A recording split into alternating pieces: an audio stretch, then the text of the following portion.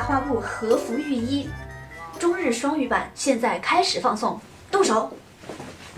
近年来，很多动漫里都有浴衣出现，网友大呼“内内内内内，卡哇伊内”。那么和服浴衣是什么？浴衣怎么做？今天小编就来帮助大家了解一下浴衣的制作过程。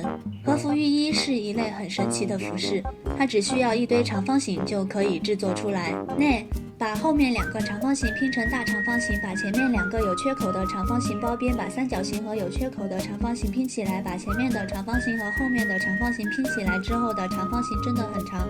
内，把袖子2个长方形包边，把包好边的长方形对折成2个小长方形，把2个小长方形的某些部位缝合起来，把2个小长方形挂起来变成袖子，把领口4个长方形对折起来安上去，把这些长方形的组合体熨烫一下，一件浴衣就完成了。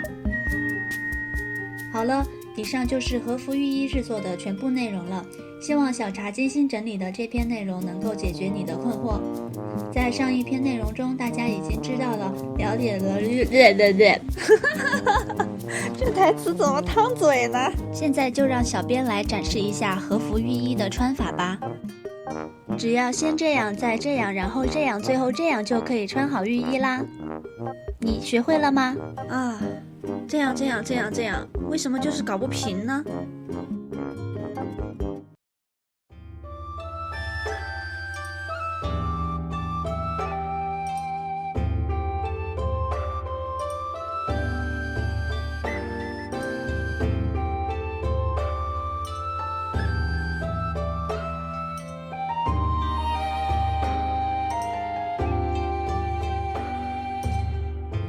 虽然浴衣和正统的和服是有很多的差别的，不过现在呢，也可以演示一下怎么把它穿得更复杂一点点。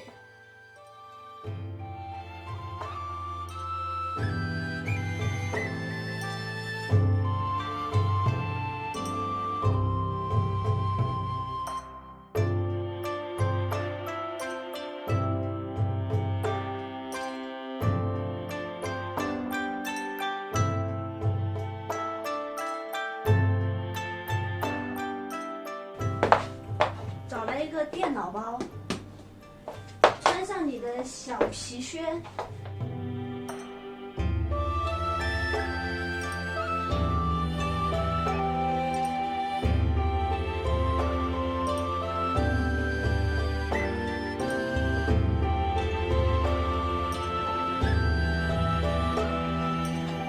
我之所以要做这个长度的袖子，就是因为要完成足页式的这样一个搭配。正统的和服呢，它的袖子比这个要长，浴衣呢比这个要短，这一点一定要说明一下。在本期的视频中呢，不管是和服浴衣、足页式和服的制作，我都只能找到非常少的资料，肯定会有不少的错漏之处。如果你有发现的话，一定要帮我指正出来哦。好，那么终于这个系列的视频到这里就真正的结束了。之前割掉了这么多天，我也会努力通通补回来。让我们下期再见，拜拜。